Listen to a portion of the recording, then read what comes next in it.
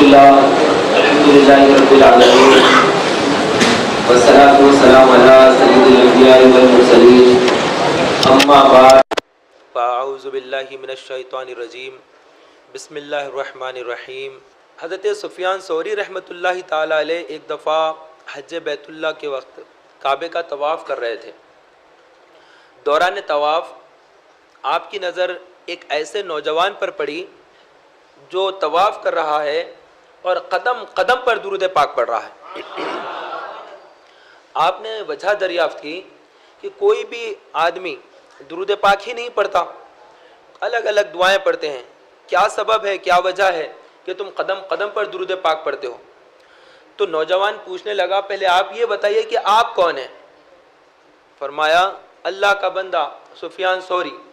نام بڑا مشہور تھا، اللہ کے ولی کا نام سنا تو نوجوان عاشق اولیاء تھا، کہنے لگا اگر آپ اللہ رب العزت کے برگزیدہ بندے نہ ہوتے تو آپ کے سوال کا جواب نہ دیتا، لیکن آپ کو بتا دیتا ہوں۔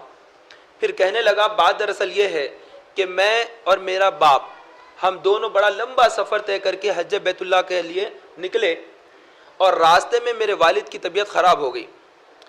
جو میں علاج کرتا رہا تو طبیعت اور خرابی ہوتی رہی، اور صحرا تھا، بیابان تھا، ہمارے ساتھ کوئی قافلہ نہ تھا، ہم دونوں چل پڑے تھے حج کے لیے۔ جب باپ کی طبیعت بہت زیادہ خراب ہو گئی، میں بڑا پریشان ہوا، اسی اثناء میں میرے باپ کی موت واقع ہو گئی۔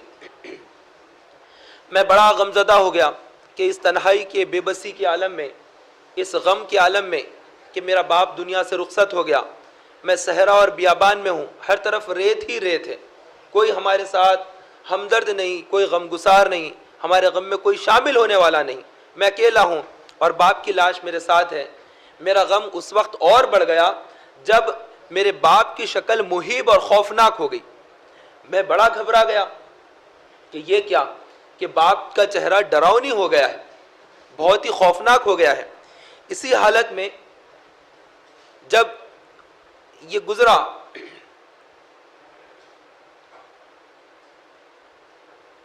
اتنے میں دیکھا کہ مجھے نیند کے جھونکے آ گئے، مجھے غنودگی آ گئی، میں سو گیا۔ اس غم کے عالم میں جب آنکھ لگی تو کیا دیکھتا ہوں کہ ایک بہت ہی خوبصورت حسن و جمال کے پیکر جن کے جسم سے خوشبو کی لپٹیں آ رہی ہے وہ وہاں پر تشریف لائے، اور جو میرا باپ جس کا انتقال ہو چکا تھا اس کے لباس کو، اس کی دونوں احرام کی چادروں کو کفن بنا دیا گیا تھا، وہ وہاں پر قریب آئے۔ آنے کے بعد انہوں نے چہرے کو دیکھا، میرے باپ کے چہرے کو دیکھا اور پھر انگلی سے اشارہ کیا۔ انگلی سے اشارہ کرنا تھا، میرے باپ کا خوفناک چہرہ ایک دم خوبصورت اور روشن روشن ہو گیا۔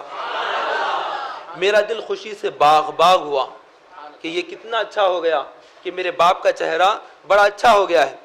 پھر وہ بزرگ واپس جانے لگے، میں دوڑ کر ان کا دامن کرم پکڑ لیا اور عرض گزار ہوا، حضرت آپ کون ہیں؟ اس بے بسی اور قسم پرسی کے عالم میں مجھ پر اتنی رحمت فرمائی، اتنی بڑی مدد کر دی کہ میرے باپ کے ساتھ یہ معاملہ تھا، آپ نے مجھ پر احسان کیا، آپ کون ہیں؟ ارشاد فرمایا، اے نوجوان تو مجھے نہیں جانتا، میں اللہ کا رسول محمد الرسول اللہ۔ تیرا باپ اگرچہ کہ بڑا گناہ گار تھا، سیاہکار تھا، لیکن وہ کثرت سے مجھ پر درود پاک پڑھا کرتا تھا۔ گناہوں کے سبب اگرچہ کہ چہرہ اس کا سیاہ ہو گیا، لیکن موت کے وقت اس نے مجھے یاد کیا اور مجھ سے مدد طلب کی، اور میں ہر اس آدمی کی مدد کرتا ہوں جو مجھے پریشانی کے عالم میں پکارتے ہیں۔ اعلیٰ حضرت امام اہل سنت مولانا شاہ احمد رضا خان علیہ رحمت الرحمن کیا ہی خوب فرماتے ہیں، واللہ وہ سن لیں گے فریاد کو پہنچیں گے، واللہ وہ سن لیں گے فریاد کو پہنچیں گے، اتنا بھی تو ہو کوئی جو آہ کرے دل سے۔ جو دل سے آہ نکلتی ہے وہ اثر رکھتی ہے، زبانی طور پر کہہ لینا یہ الگ ہے، دل سے چاہ کر ٹوٹ کر ہر ایک سے رشتہ ناتا توڑ کر ایک اللہ کے ہو جانا، اس کے رسول کے ہو جانا، اس کے کام بن جاتے ہیں، بگڑے کام بن جاتے ہیں، اٹکے ہوئے کام نکل جاتے ہیں۔ تو ایسی محبت اس نے کی اور پھر اللہ نے اور اس کے رسول نے اس پر کرم بھی فرما دیا۔ تو یہی وجہ ہے، وہ نوجوان کہتا ہے یہی وجہ ہے کہ میں قدم قدم پر درود پاک پڑھتا ہوں، میرے باپ کو درود پاک مرنے کے بعد بھی کام آ گیا۔ اللہ رب العزت ہمیں بھی کثرت درود کی توفیق عطا فرمائے۔ صلو علی الحبیب صلی اللہ علی محمد وصلی اللہ تعالی علیہ وسلم۔ نبی کریم رؤوف الرحیم صلی اللہ تعالی وسلم کا فرمان ہے، جو شخص زنا کرتا ہے یا شراب پیتا ہے تو اللہ تبارک و تعالیٰ اس کا ایمان اس سے اتار لیتا ہے۔ جس طرح انسان اپنا خمیس اتارتا ہے، اللہ تعالیٰ اس کا ایمان اسی طرح سے اس سے اتار لیتا ہے۔ اور ایک حدیث پاک میں اللہ کے نبی علیہ الصلوۃ والسلام نے ارشاد فرمایا کہ شرابیوں کے لیے آخرت میں جہنم کا ٹھکانہ ہے۔ اور ایک حدیث پاک میں اللہ کے حبیب صلی اللہ علیہ وسلم نے ارشاد فرمایا، اسے امام بخاری نے اس حدیث کو لائے ہیں، بخاری شریف میں یہ حدیث ہے، فرمایا سرکار دو عالم صلی اللہ علیہ وسلم نے، چور جب چوری کرتا ہے تو وہ مومن نہیں رہتا، چور جب چوری کرتا ہے تو وہ مومن نہیں رہتا، زانی جب زنا کرتا ہے تو وہ مومن نہیں رہتا، اور شرابی جب شراب پیتا ہے تو وہ مومن نہیں رہتا۔ اللہ کے نبی علیہ الصلوۃ والسلام نے ارشاد فرمایا، شراب سے بچو کہ یہ ام الخبائث ہے۔ ایک نوجوان تھا، ایک دکان پر کام کرتا، وہاں پر ایک عورت آئی، کہنے لگی کہ میں کچھ سامان خریدنے آئی ہوں۔ وہ نوجوان بڑا خوبرو تھا، بہت ہی اچھا دکھتا تھا دیکھنے میں، عبادت گزار بھی تھا۔ اس کے پاس وہ عورت کا دل اس کی طرف مائل تھا۔ نوجوان عبادت میں رہتا تھا، اسے نہیں معلوم کہ یہ عورت اس کو چاہتی ہے اور اس طرح غلط نظر رکھتی ہے۔ وہ دکان پر کام کرتا تھا، عورت آئی، سیٹ سے آ کر کپڑا وغیرہ خریدا، اور خرید کر لے جاتے ہوئے کہنے لگی، یہ کپڑا بہت زیادہ ہے، آدمی کے ہاتھ سے گھر بھیج دو، اتنی رقم لے لو، اتنی جو رقم باقی ہے میں ان کے ہاتھ سے بھیجا دوں گی۔ سیٹ نے کہا کہ ٹھیک ہے تم جاؤ۔ وہ آدمی جو کام کرتا تھا اس نے وہ سامان وغیرہ اٹھا لیا اور اس عورت کے گھر پر چلا گیا۔ عورت گھر میں اندر بلائی اور پھر اندر بلائی، پھر دروازہ بند کر دیا۔ بند کرنے کے بعد اسے دعوت گناہ دے ڈالی۔ نوجوان گھبرا گیا، کہنے لگا کہ یہ ہرگز مجھ سے نہ ہوگا، یہ تو حرام ہے، میں زنا نہیں کروں گا۔ وہ عورت نہ مانی، کہنے لگی تمہیں کرنا ہی پڑے گا، میں نے تمہیں اسی لیے تو یہاں پر بلایا ہے۔ یہ بھی بالکل اٹل رہا کہ میں ہرگز نہ کروں گا۔ پھر کیا تھا، عورت نے کہا کہ تم یہاں پر آئے ہو اور یہ معاملہ ہوا ہے، اب لوگ تو یہی سمجھیں گے کہ تم نے یہاں پر کچھ کیا ہے، اور یہاں میرا ایک آدمی کام کرتا ہے، وہ ضعیف ہے، میرا شوہر تجارت کے لیے شہر سے باہر گیا ہوا ہے، لہذا تم اس بوڑھے آدمی کو جو ہمارے گھر کا ملازم ہے اس کو قتل کر کے جاؤ۔ اس نے کہا اللہ کی پناہ، ایک ناحق میں مسلمان کو قتل کروں، یہ گناہ مجھ سے نہیں ہوگا، یہ کام بھی میں نہیں کروں گا۔ اس نے اس کا بھی انکار کر دیا۔ پھر کیا تھا، عورت نے کہا کہ نہ تم زنا کرنے کے لیے تیار ہوتے ہو، نہ قتل کے لیے تیار ہوتے ہو، تو تیسرا اس نے اور ایک آپشن رکھا کہ تم ایک کاسہ شراب کا پی لو، ایک گلاس شراب پی لو، تاکہ میرے گناہ کے اندر تم بھی شامل ہو گئے۔ میں دعوت دے کر گناہ کری ہوں تو تم شراب پی کر ہو گئے، ورنہ تم باہر جا کر میرے شوہر کو بھی بول سکتے کہ یہ کیا ہے، تو تم یہ پی لو گے تو میں تمہیں چھوڑ دوں گی، ورنہ میں تمہیں نہیں چھوڑوں گی۔ تو اس نے سوچا کہ یہ تو چھوڑنے والی دکھ نہیں رہی ہے، اور اگر زبردستی یہ باہر نکلنا چاہے گا تو وہ الٹا الزام لگا دینے کی بات کر رہی ہے، چیخ پکار مچا دوں گی۔ وہ اس طرح سے دھمکیاں بھی دینے لگی۔ یہ بڑا مجبور ہو کر اس نے کہا کہ ٹھیک ہے شراب کا ایک گلاس پی لیتا ہوں۔ اس نے شراب کا ایک گلاس پیا۔ اللہ کے نبی علیہ الصلوۃ والسلام کی حدیث مبارکہ ہے، شراب سے بچو، یہ ام الخبائث ہے، تمام خباثتوں کی، غلاظتوں کی، گندگیوں کی جڑ ہے، بنیاد ہے شراب، اس سے بچو۔ پھر ہوا کیا کہ وہ شخص جب پیا اس کو نشہ چڑھا، اس کا دماغ اس کے کنٹرول سے باہر ہوا، شیطان نے اس کے دماغ پر قبضہ کیا، اس عورت کا زنا کر کے اس آدمی کا قتل کر دیا۔ اس نے دو گناہ، تین گناہ کر ڈالا۔ تو یہ بڑا خطرناک گناہ آدمی جو کر بیٹھتا ہے یہ شراب کی وجہ سے کرتا ہے۔ اور اللہ کے حبیب صلی اللہ علیہ وسلم کی حدیث ہے، شراب بنانے والے پر، شراب بنوانے والے پر، شراب پینے والے پر، شراب پلانے والے پر، شراب خریدنے والے پر، شراب بیچنے والے پر، شراب اٹھانے والے پر، شراب کو تحفتاً دینے والے پر اللہ نے تمام 10 افراد پر لعنت فرما دی۔ یہ سب کے سب لعنتی ہے، جہنمی ہے، یہ سب کاروبار میں جو ملوث ہیں۔ اور ایسے بھی لوگ گزرے ہیں جو عبادتیں بہت کیے لیکن آخرت میں وہ تباہ ہو گئے۔ ایسے بھی لوگ گزرے ہیں جنہوں نے گناہ بہت کیے لیکن توبہ نے ان کو جنت کا راستہ دکھا دیا. تو ہر طرح کے لوگ آئے ہیں دنیا میں. کافر گھرانے میں پیدا ہوا ایک آدمی, اس کے ماں باپ ہندو, اس کے دادا پردادا سارا کا سارا خاندان قبیلہ ہندو, کفر کرتے, پوجا پاٹ کرتے, مورتیوں کے آگے ٹھہرے رہتے. لیکن وقت آیا, قسمت جاگی, وہ ایمان لے آئے تو انہوں نے بہت زیادہ نیک کام میں اپنے آپ کو گزار لیا, حاجی بن گئے, مدینے کی زیارتیں نصیب ہو گئی. تو ایسے بھی لوگ ہیں. اور بعض ایسے بھی لوگ ہیں جو مسلم گھرانے میں پیدا ہوئے, ان کے ماں باپ نیکوکار نمازی, لیکن وہ لوگ عبادت نہ کر سکے, کچھ برے لوگوں کی صحبت نے انہیں اور برا کر دیا. ایک آدمی کی عادت ہوتی ہے, وہ راتوں میں جاگنے کی بیماری ہو جاتی ہے, راتوں میں جاگنے کی بیماری ہو جاتی ہے. تو وہ بیماری کی وجہ سے وہ کیا کرتا ہے, اور ایسے ہی بیماروں کو ڈھونڈتا ہے جو راتوں میں جاگتے ہیں. وہ 4-6 کا گروپ بنتا ہے اور وہ پورے بیمار قسم کے لوگ, ذہنی بیمار, عملی بیمار. اب یہ لوگ وہاں پر سگریٹیں پئیں گے, وقت کو برباد کریں گے, اور یہ سمجھتے ہیں کہ ہم دھواں اڑا رہے ہیں, لیکن کیا وقت جل رہا ہے. یہ سمجھ رہے ہیں کہ 5-10 روپے کا سگریٹ جلا رہے ہیں, لیکن ان کی زندگی کٹ رہی ہے, جل رہی ہے, انہیں خبر ہی نہیں ہوتی ہے. پھر ان میں سے ایک کے اندر ایک برائی ہوتی ہے, دوسرے میں الگ برائی ہوتی ہے, تیسرے میں ایک الگ برائی ہوتی ہے. یہ جب 4 اکٹھا ہوتے ہیں تو ایک کو تھی عادت سگریٹ کی تو اس نے دوسرے کو ڈال دی, ایک بے نمازی تھا تو دوسروں کو بے نمازی بنا لیا, اور ایک اس میں سے شرابی تھا تو اس نے اس کا چسکا لگا دیا, اور ایک تھا اس میں سے زانی تو اس نے اڈا بتایا کہ وہاں جائیں گے تو کوئی نہیں دیکھے گا. ارے اللہ دیکھ رہا ہے, تجھے کیا ہو گیا. لیکن یہ وہاں پر اس کے ساتھ چلے گئے. تو یہ 4 دوست اب چاروں قسم کے گناہ کرنے لگے. تو پھر انہوں نے نئے کو گھاٹا تو یہ اور بدترین راستے پر چل پڑے. تو برے لوگوں کی صحبت اور برا کر دیتی ہے, بھلے کی صحبت انسان کو بھلا کر دیتی ہے. تو صحبت جو ہے وہ بہت زیادہ معنی رکھتی ہے.